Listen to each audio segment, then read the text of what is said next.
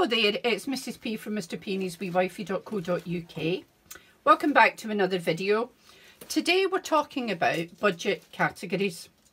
I rewatched the Budget Mum's videos on how she actually finishes off her budget and realised that we've not really got these categories weighed off.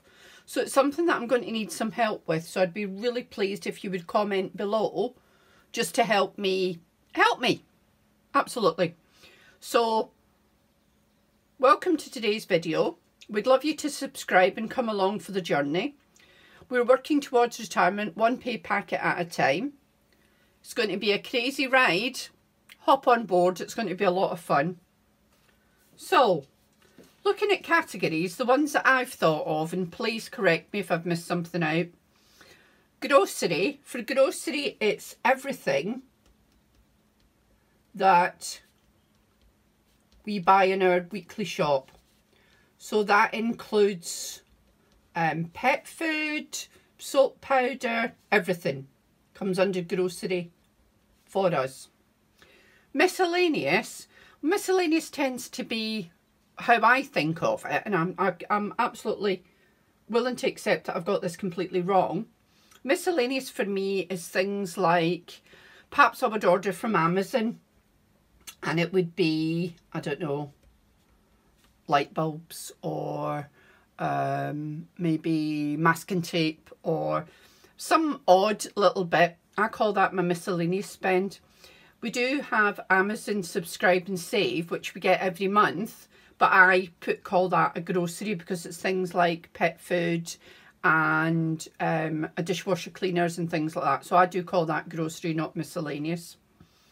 So eating out, I think, is quite self-explanatory. So anything from a takeaway to a coffee out, anything like that, we are calling eating out.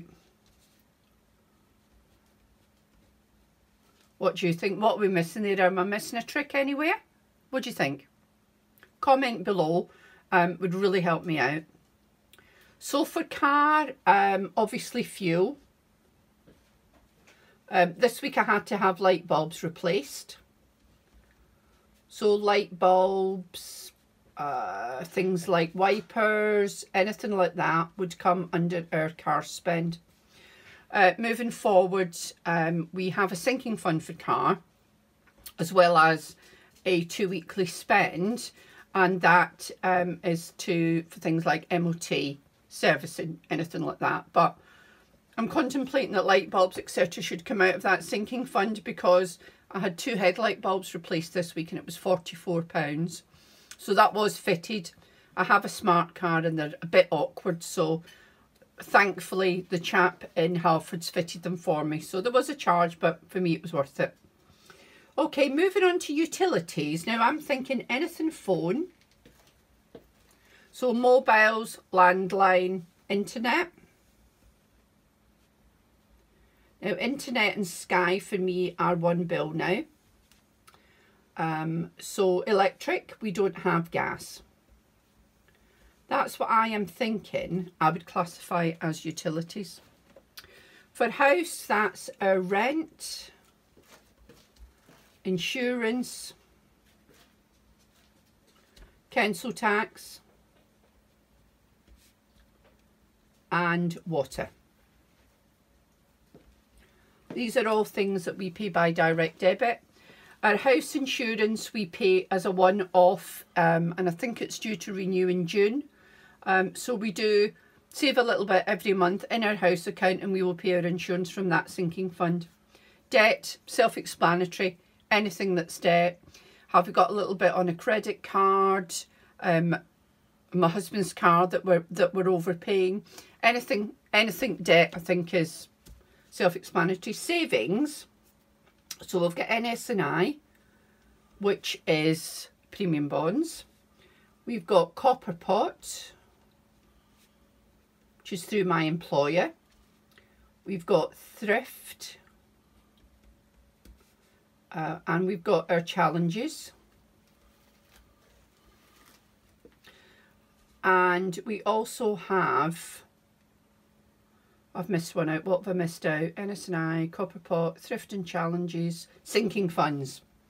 I think sinking funds effectively are savings, because we're saving a little bit weekly, fortnightly, monthly, however it goes into the savings pot. It doesn't matter as long as it lands. That's what I'm calling savings. Now, in our pet category that we save as an ongoing sinking fund, that's for grooms for Brian, who is our rescued Chihuahua. Any vet co-pays excess, we call it in the UK. Now, vet excess in our pet insurance is £105 per visit. And anything that we would buy if we bought a new bed or anything like that, so accessories for our pets would come out of that sinking fund. Can't spell either, you'll have noticed that. Self-care is another sinking fund we put in every 2 weeks. We put £20 in, and we have our feet done every 4 weeks. Mr. P is a diabetic. Mrs. P is now a diabetic, so it's really important that our foot care is kept up to date. Also, haircuts come out of self-care. You'll notice that I don't have my nails done. It's something that I used to do, but now that I work from home, I find that having my nails, having extensions on my nails, hampers my typing ability somewhat. So I no longer have that done. It's something that I would have done if when we go away on holiday. I will have my nails done. I might have eyelash extensions or something like that when we go on holiday. But those are things that would come out the self-care sinking fund as we move forward. So we put more in than we need. Okay, what am I missing? I'm sure I'm missing something. When you watch The Budget Mum, when she actually closes out her budget, she breaks everything down into categories and she colour codes them with highlighters, which I will do moving forward. For the minute, that's where I think our sinking funds should, our budget categories should lie. But I know that I'm missing something, can't figure out what it is. So it would be really, really helpful for me if you would comment below the obvious things that are missing that you can see. Would really help me. So that's us for today. Budget categories, once again, we're just learning. I believe that it's possibly a 3-month process before you get this right, and we're willing to grow and adapt as we go.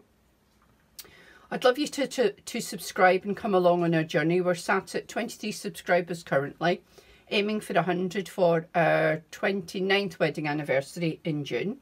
It's like a lifetime, isn't it? 29 years, like a life sentence.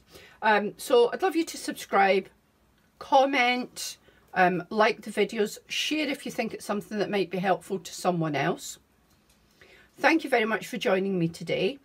Please take care of you and yours until we chat again. Goodbye.